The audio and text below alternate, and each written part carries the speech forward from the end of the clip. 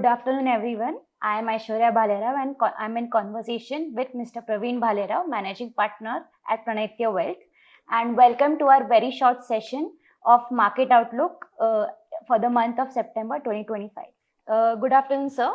Good afternoon. So, to begin with, let's get to the main elephant in the room. So, right now, what India is facing as an economy is a major global headwind in the form of US trade tariffs. So, what is your perspective between the standoff of the two countries? Uh, the 50% tariff has come as a shocker.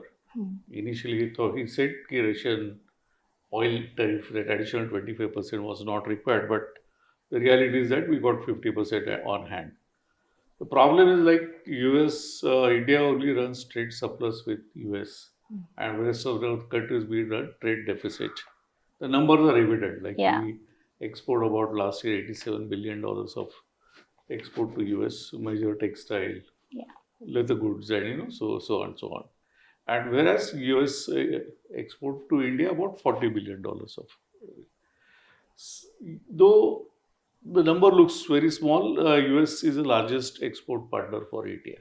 Yeah. So, and it has been there for a very long period of time. Correct.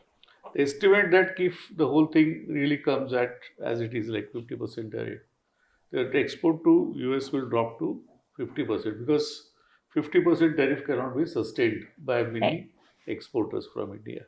Correct. So their business will eventually drop. So next year maybe $40 billion of US exports is what is going to be reality.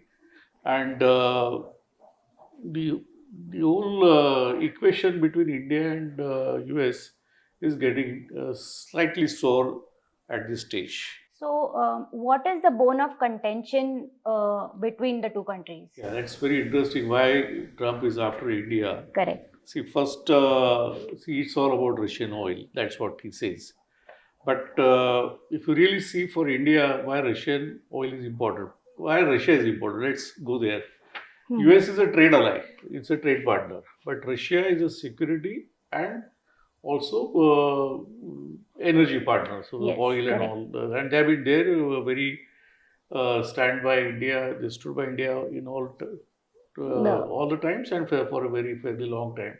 So they can be believed more. Yes. You can change the trade, but you cannot change your security and energy partner. That's become difficult. So that's a problem for India. We can't Correct. do away with Russia at this stage. Yes. What we saved, if you see in last 3 years from buying Russian oil, which is about 40%, we buy about $140 billion of oil every year. Yeah. 87% of our oil is imported. Correct. And Russia sends about last year 40% of the requirement. Correct. So $17 billion is the price differential what India has benefited. It is not big. If you compare to the loss of exports, which is about 40 billion, 17 billion saving in 3 years is minuscule. Correct. But that's not all. I think it's more to do with the trade with Russia and the longevity of relationship, because Trump is not really trusted. Yeah. He changes his stance, and he'll be there for next 2-3 years. So India need to be very cautious about what to choose between Russia Correct. and India. Secondly, with Russia, we are making payments in rupees, which is Yes. not possible Yes. with the US. US. And we are saving a lot of foreign exchange reserves. We don't have to really buy dollars when we deal with Russia. Correct. And those terms are quite comfortable. So Russian oil becomes very, very critical. And see, today India is one of the largest importer of Importers. defense and security and everything, like Yeah. But America is the largest exporter. For them, India becomes a very important market. Correct. So that is how the whole. Correct. So when we think about it, can you just in short explain what the impact on US economy will be for these trade tariffs? See, general belief is that US might lose more than India, and that's how India is taking that tough stance. Yeah. So India and China are major energy importers today. Yes. And besides that, Indian tourists, you'll not believe, spend about $20 billion in a year. That is 2023 number. Yeah. And about $7-8 billion by Indian student who spends in US. So $20-30 billion is spent by Indians in US every year. Right. That might get affected to Yeah. a larger extent. Mm. Indirectly, the economy, like the hotels and so those are indirect benefits of travel, air travel by American Airlines and Right. all. That is not counted. This is just amount spent by Indians in US. Right. So that is a big number for US. Secondly, more than that, India is a very long-standing trade partner for US, and losing one large market is very important. So today they don't have China with them, they don't have India with them, and India is going to be the third largest economy soon. So if they lose the 50% of the global markets Right. as for business, I think it means a lot for US. US has been exporting inflation, means they are actually Yeah. getting much cheaper goods into America for such a long time. Correct. In fact, from even India for that matter, Yes. and they are able to contain their inflation in the country for a long time, and that's how US rates were at the lower end, and they could maintain inflation at Correct. 1 or 2%, and that's how they could have lower interest, and Correct. which benefited their economy for a very long time. Yes. That might go away Yes. in a jiffy. So it is to be seen, like how US will treat this. Yes. I hope they understand the implications. Right. For India, see why they are taking this stance, because what they are importing from India today are goods which are not essential. Yeah. Jewelry, gems, clothes, Textiles. leather goods. Correct. It doesn't matter anything mean for US. Right. For India, we import $5 billion of oil Yes. and some defense equipments and all, which means a Yes. lot.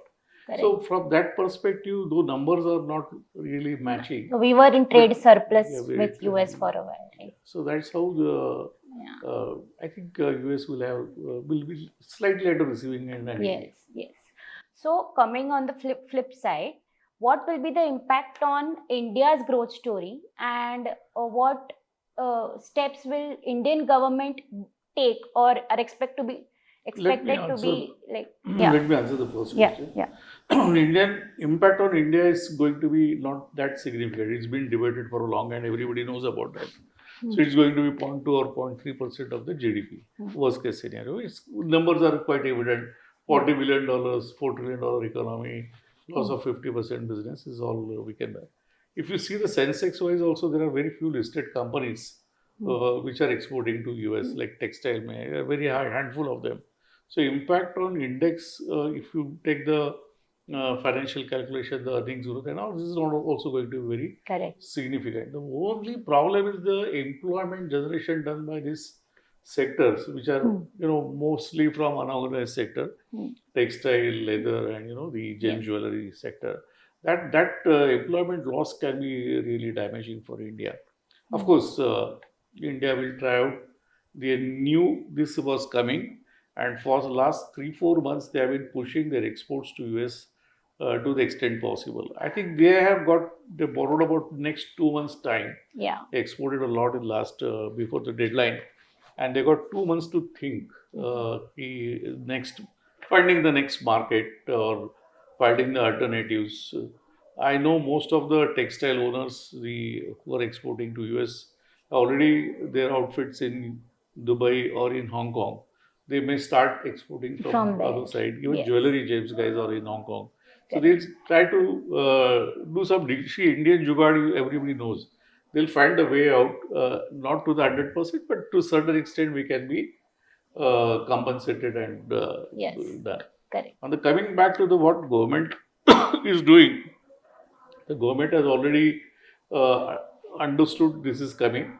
So first reaction was, when it goes with the infection is very high, then you had to apply injection, right? So first thing to do was a GST cut, because that give immediate benefit and relief to the exporters. Perfect. They will also come out with some of this tax incentive scheme. For their loan, they will have interest deferment or subvention, something of that sort they will come out with. They understand the significance of employment generated by this industry, and also dependence of US for this particular products. So they are trying to first of all what we have done with the UK Yes. free trade FTA we have Trade signed. agreement. Secondly, now we have opened up pavilion India pavilion in Dubai to initiate the UAE and the Asia Pac trade, which they are aiming at about $100 billion. That's a big thing they are doing. They will then start a negotiation now with EU for a free trade agreement, FTA again. And also focus on Africa is a different angle now which government is Yes. considering to diversify in terms of our trade with US to a larger extent. This will get compensated to certain extent. They will also think about one more rate cut. I don't know whether it's going to help or not at this stage. Right. But one rate cut can also help all these exporters to a certain extent. Yes. How government will react further all depends on the final trade negotiation, because there is still talk they are going to negotiate it further. I think maybe in a month's time we'll come to know, because 50% tariff is unsustainable for sure, and it's going to be very detrimental, at least in the short term, for Indian exporters. Okay. So you talked about the government efforts that they are taking against mitigating this trade tariffs impact. So what is the realistic impact that you see on the economy going ahead? First reaction when the GST rationalization thing was spoken about, the immediate reaction was a fiscal deficit, whether we can maintain at the desired level. And the immediate reaction was a bond yield went to for a toss. Yes. See, this came as a surprise because GST only 2 slabs and reductions, substantial reduction in tax collection. I think it was also coupled with the June 1st installment of advance tax collection, which was not great. Yes. So it is construed that the tax collection is low, and on top of it, government is foregoing a lot of tax by GST, will not bode well for the bond market. So they will resort to more borrowing. And that's how the yields went up. 10-year yield, I think, went up to 660. Yes. And one, I think, 30-year one state bond, I think, went to almost 7.30, 31. Yes. This is not seen for a very long time. Yeah, there was a slightly blip in the tax collection in the first quarter, but this will get compensated to a certain extent because oil has come down drastically. Right. And secondly, dollar is appreciated. So rupee depreciation now 87, close to 87, I believe, will compensate to a large extent for our services export or what is exports we are doing to that extent. Of course, government has not spoken about, we feel second quarter will be much better for tax collection and economy in general for India. So we don't feel there will be slippage on fiscal side at this stage, and this bond reaction, whatever has happened, should get corrected soon. Right. Yeah. Okay. So coming to Indian markets, what impact are you seeing going forward?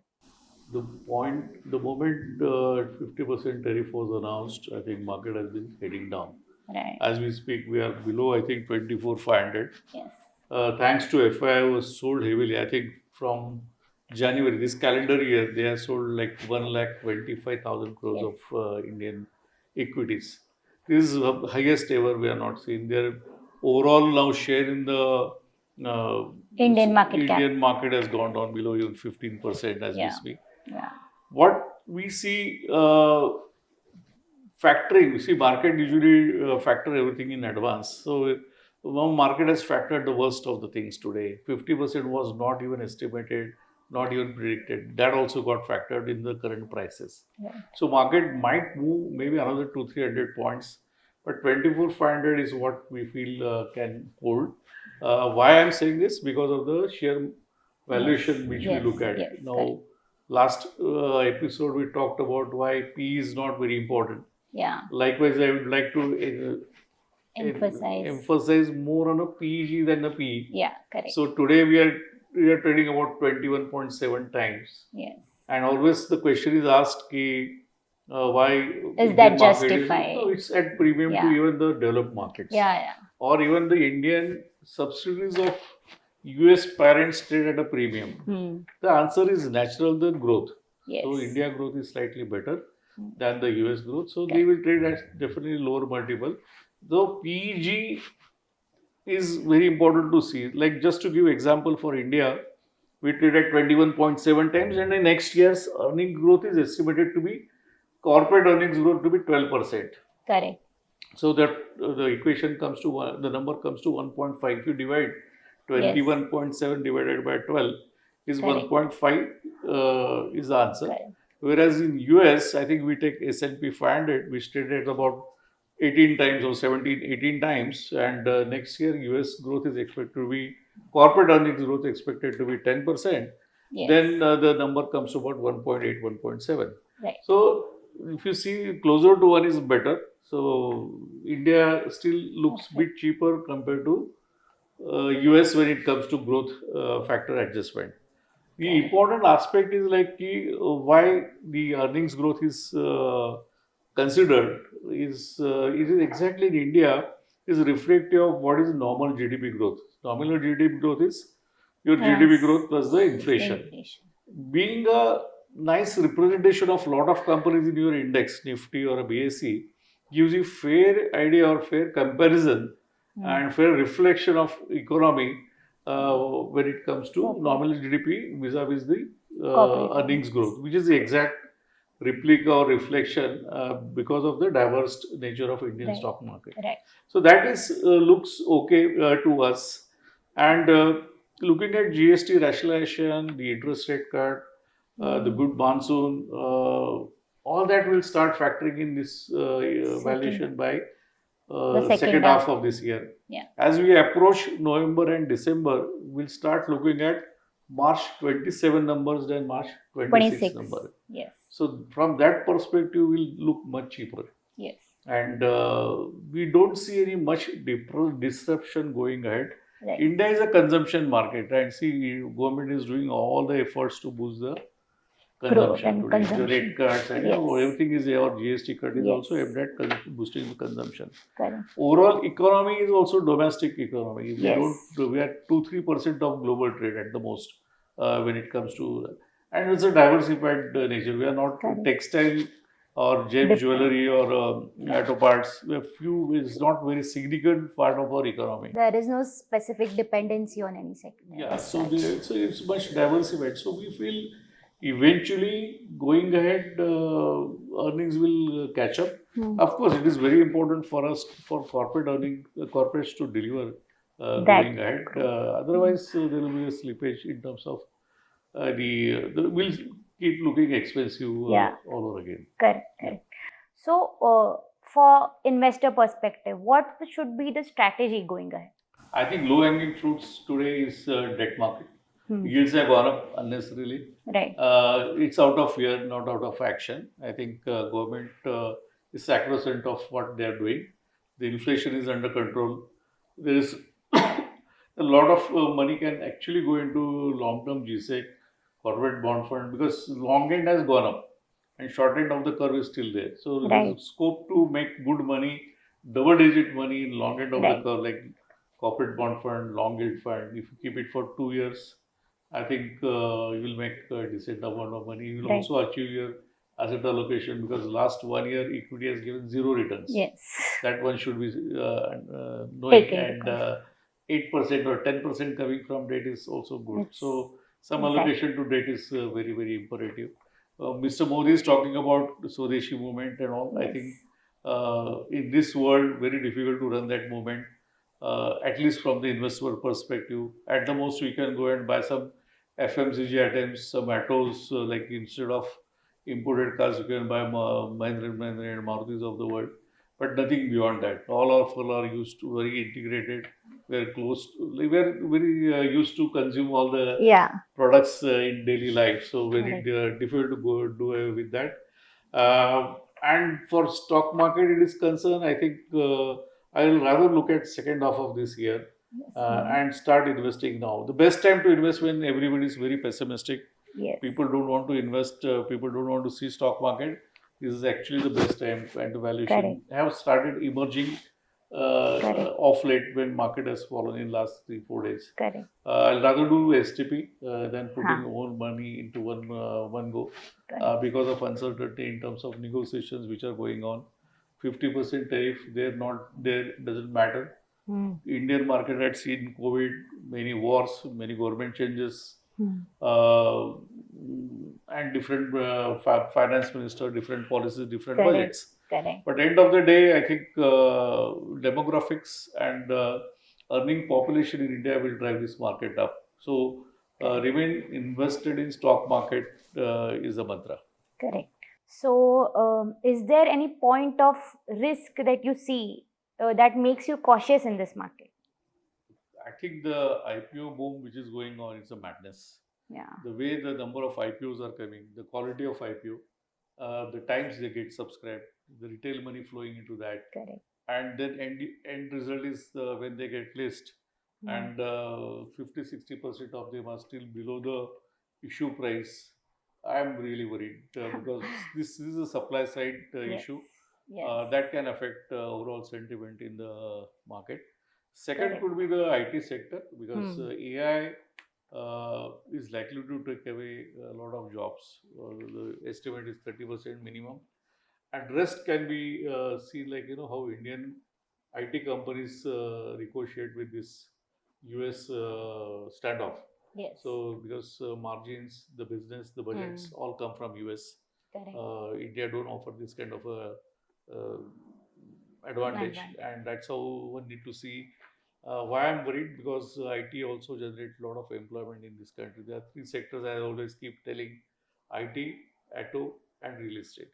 These Yes. three sectors has to be in the pink of the hill for India to grow for more than 6.5% in future.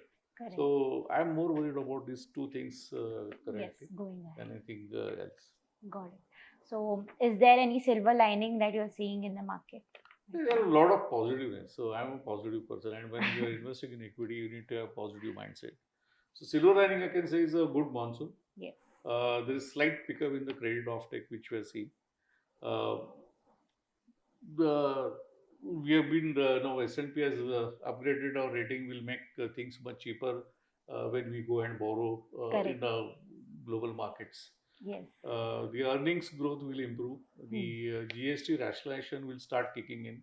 Yes. The tax cuts, which is happening, or which has been given to the Indian consumer, Will will boost the boost consumption eventually. Correct. And interest rates have been already down. Inflation is down. Usually, when it is down, it will start uh, improving your consumption and, of course, the general economic activity. Correct. So, and our deals with now EU or UK basically on FTA Yes. and other markets will eventually focus for next round of growth. Okay. So Yes. there are a lot of positives, and government has been quite supportive. The Yes. immediate actions, they are very sacrosanct of the what is needed by the corporates at this stage will help. Correct. That's a silver lining I see today. Correct. And last question now, asset allocation. So, what are the assets that we need to be cautious about, or those assets which need to be included in the portfolio? Yeah. What See, do you think about that? Yeah, of course, debt we spoke about, but gold and silver are equally important Yeah. according to me. Especially now the BRIC movement which has started, like Correct. Russia, India, Right. and they have come together and they started trying to settle the trade in their own currency than using dollars. It's a de-dollarization move to a certain extent.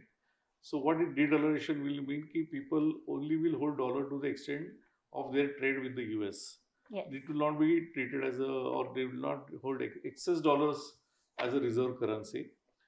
Two threats. One is dollar value might lose if there is inflation in US or Right. recession in US, or US gets into some kind of a debt trap. Already they are downgraded, so Yes. that might lose value for dollars. So that is one threat. Yes. Secondly, by buying dollars means you are buying some US debt. What happened to Russia? Like their foreign asset got confiscated, and something similar is the fear that if India Yes. acts too much against US, our assets in US might get confiscated. So that these are two things people will try and avoid putting more money in dollars going ahead. Uh, Gold is the best asset class, so Yes. people will keep on, and central banks will keep on buying gold going ahead. Of course, all goes with what happens out of this final conclusion of the trade or tariff war. If that America bends, comes to terms, and the things are normal all again, or then people will start buying dollars again. There should not be any problem. But as we see, there will be a lot of demand for gold from central banks. Silver again is call centers, electronics, EVs will drive demand for silver. Right. It is estimated. I think we spoke in the earlier Yes. occasion that it can touch one lakh $50,000, 1,50,000 50,000. per kilogram in Yes. India, and we are already there. We are already at 1,13,000 Yeah. somewhere. So I think the silver can move much faster than gold. Correct. But and that makes you allocate some money for into gold and silver in your portfolio, along with some global assets, Yes. which can be thought of because some countries, like last year, India was the most underperforming market vis-a-vis the other countries, and one can think about doing the right asset allocation in the process. So that's what we feel at this stage. Thank you so much for the very comprehensive but short view on the market as well as our economy. I hope our investors like this format of market outlook, and we look forward to your feedback as well. Thank you.